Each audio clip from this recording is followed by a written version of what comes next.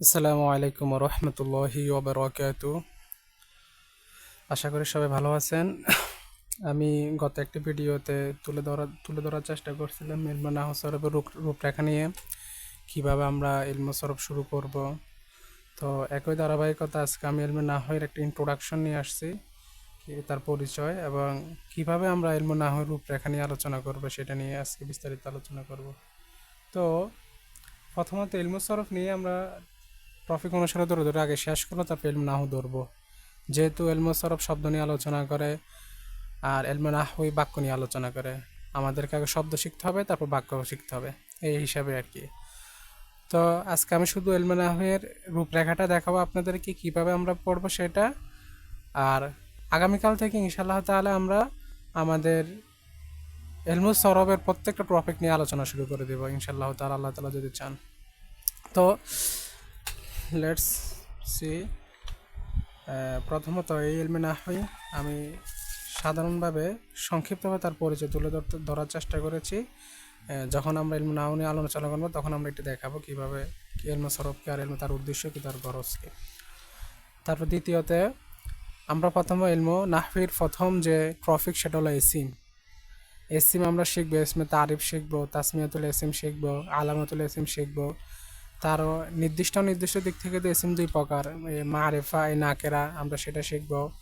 তারপর লিঙ্গভেদে দুই প্রকার, মুজাক্কার মুয়ান্নাস আবার প্রকার আছে, হাকিকি আছে, লফজি আছে, সেগুলো।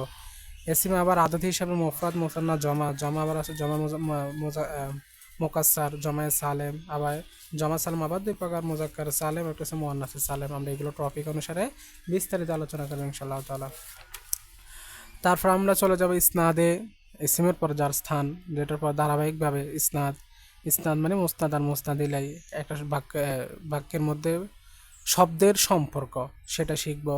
তারপর কালেমা শিখব, কালেমা থেকে কালাম শিখব। কালাম মানে বাক্য, কিভাবে একটা কালাম তৈরি হতে পারে আমরা সেটা নিয়ে আলোচনা করব। এটাকে জুমলা বলা হয়। জুমলা যে খবরিয়া, জুমলা ইনশিয়া, আবার এই জুমলা আবার আসলে জুমলা, জুমলা ইসমে, জুমলা ফেলিয়া, জুমলা জরফিয়া, জুমলা শর্তিয়া, সেগুলো নিয়ে আমরা আলোচনা করবো ইনশাআল্লাহ তাআলা। তারপর আমরা ধারাবাহিকতা মুবতাদা খবর নিয়ে আলোচনা করব।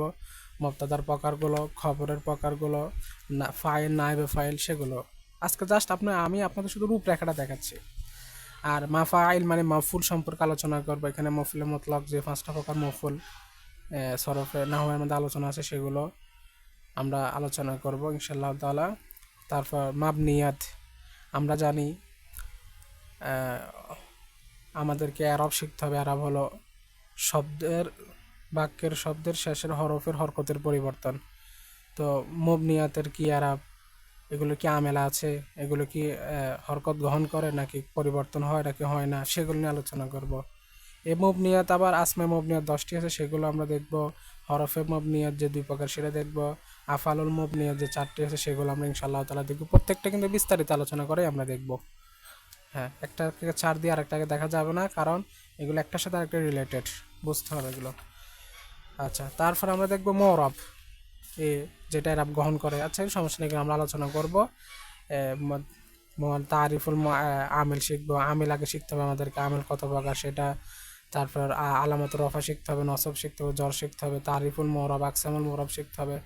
আকসামুল ইসমে মারফত খুব গুরুত্বপূর্ণ ইলমে নাহউর মধ্যে। আকসামুল মারফত যে 8 প্রকার, আসমে মাংসবাদ যে 12 প্রকার, মাজরুর যে কিছু নির্দিষ্ট আছে, এইগুলো আমরা অবশ্যই শিখতে হবে। এগুলো আমাদের মাস্ট বি, এগুলো আমরা হেড বলতে পারি নাহউ সরফের, ইলমে নাহউয়ের। তারপরে আমরা আল হরফ জার মানে হরফে জারগুলো শিখবো, তার আদত শিখবো, হুকুম শিখবো, আমল শিখবো। এটা মুস্তামাল, এটা ব্যবহার শিখবো। হরফে মুসাব্বা বিল ফেল, আদত, হুকুম, আমেল, মুস্তামাল, এগুলো শিখবো। একইভাবে আফালে নাকিস শিখবো, গায়রে মুনসারিফ গায়রে মুনসারিফ, সেগুলো শিখবো। এবং প্রত্যেকটায় মুনসারিফ গায়রে মুনসারিফ যে 9টি স্বভাব, প্রত্যেকটা স্বভাব আলাদা করে আলোচনা করা হবে এবং বিশাদ আলোচনা সেটার মধ্যে থাকবে। কিভাবে আমরা জানবো একটা শব্দের মধ্যে এটা কি গায়রে মুনসারিফ নাকি মুনসারিফ, এটা কি দুইটা স্বভাব আছে নাকি এক স্বভাবে তার যথেষ্ট, এইগুলো নিয়ে আমরা ইনশাআল্লাহ তাআলা আলোচনা করব। আর লাস্টে আমরা যেটা আলোচনা করবো সেটা হচ্ছে আল আ'রাব, খুব খুব ইম্পর্ট্যান্ট, যেটা আমরা এবারত পড়তে গেলে যেটা আমরা অনুভব করি, সেটা হলো 9 প্রকার এরাবের যে 16 প্রকার এসিমের জন্য নির্দিষ্ট, সেগুলো আর কি। এরাবের অবস্থান কতটি, কোন সময় কোন এরাব আমরা ব্যবহার করবো, এরাব কি হরকত দ্বারা হয় নাকি হুরুফ দ্বারা হয়, সেগুলো আমরা দেখব। এই হলো আমাদের এলমু নাহওয়ে এই 14টা, আমি এখানে 14টা টপিক উল্লেখ করেছি। আশা করি 14টা টপিক আপনাদের যদি বুঝতে পারেন তাহলে আপনারা ইলমে নাহওয়ের অনেক কিছু বুঝবেন। আপনারা আবারত বুঝতে পারবেন। তারপর কি বলে ওই সরব যদি ভালো করে শিখতে পারি তাহলে আমরা কি বলে বাক্যের অর্থ তুলে ধরতে পারবো খুব সুন্দরভাবে। আর আমরা এটা ছাড়াও আমরা আরও আলোচনা করব আগে ধারাবাহিকভাবে। আমি এলমে নাহওয়ে আর এলমে সরব শেষ করে নিই ইনশাআল্লাহ তাআলা। আপনাদের সামনে একদিন এক এক কি নিয়ে আসবো, নস নিয়ে আসবো, কীভাবে আমরা তর্জমা করতে পারি। আর মাঝে মাঝে আমি কিভাবে আমরা নিজে নিজে বানাই কি জুমলা লিখতে পারি সেগুলো আমরা শিখবো। তো আজ ভিডিও এতটুকু পর্যন্ত। সবাইকে ধন্যবাদ। সুস্থ থাকবেন, ভালো থাকবেন। আসসালামু আলাইকুম রহমতুল্লাহি ওয়া বারাকাতুহু।